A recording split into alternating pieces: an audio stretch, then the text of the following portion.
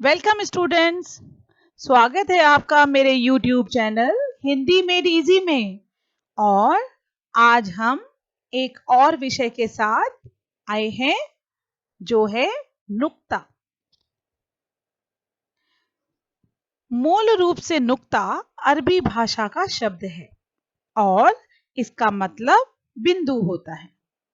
साधारण हिंदी उर्दू में इसका अर्थ बिंदु ही होता है।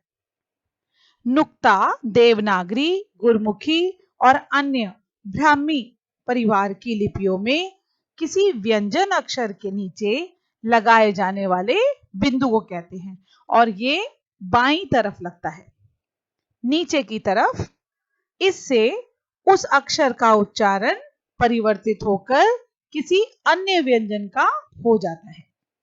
जैसे ज के नीचे नुक्ता लगाने से ज बनता है और ड के नीचे नुक्ता लगाने से अड़ा बनता है। तो नुक्ते ऐसे व्यंजनों को बनाने के लिए प्रयोग होते हैं जो पहले से मूल लिपि में ना हो। जैसे कि ढ मूल देवनागरी वर्णमाला में पहले नहीं था और ना ही यह संस्कृत में पाया जाता है। तो बाद में जैसे कई शब्द बने, पढ़ाई इत्यादि, तब ये अड़ा जो है वो हमारे सामने आता है। नुक्ता का प्रयोग किन वर्णों में किया जाता है, ये बहुत महत्वपूर्ण बात है। उर्दू, अरबी, फारसी भाषा से हिंदी भाषा में आए क, ख, ग, ज, फ इन वर्णों को अलग से बताने के लिए नुक्ता का प्रयोग किया जाता है, क्योंकि नुक्ता के बिना इन भाषाओं से लिए गए शब्दों को हिंदी में सही से उच्चारित नहीं किया जा सकता। नुक्ता के प्रयोग से उस वर्ण के उच्चारण पर अधिक दबाव आ जाता है।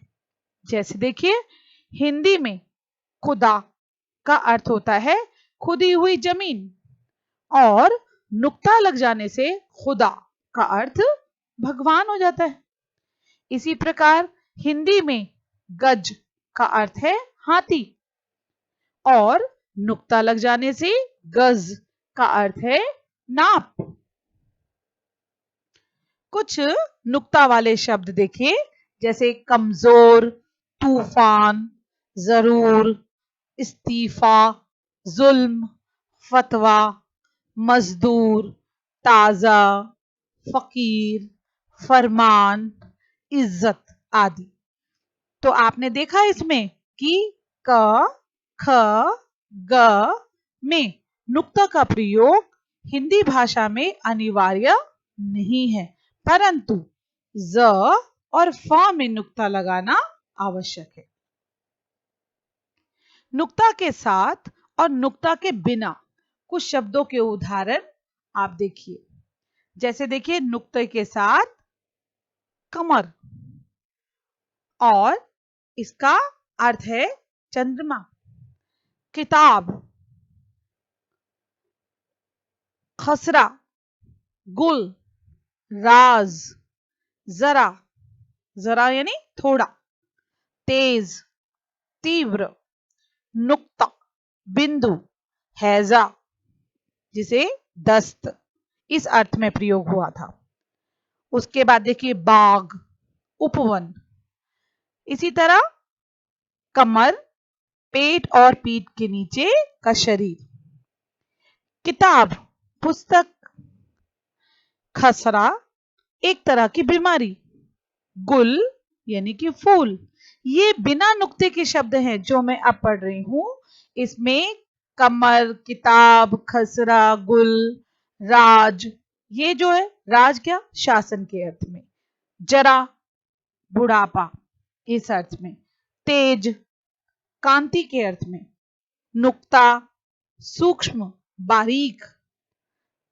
हैजा, जो युद्ध के अर्थ में है। और बाग यानी बागडोर। तो इस प्रकार आपने जाना कि नुक्ते का प्रयोग कहां कहां और किस प्रकार से करना है। और इसको जानकर आप कभी भी उच्चारण में गलती नहीं करेंगे। उम्मीद करती हूँ कि आपको नुक्ता अच्छी प्रकार से समझ में आ गया होगा।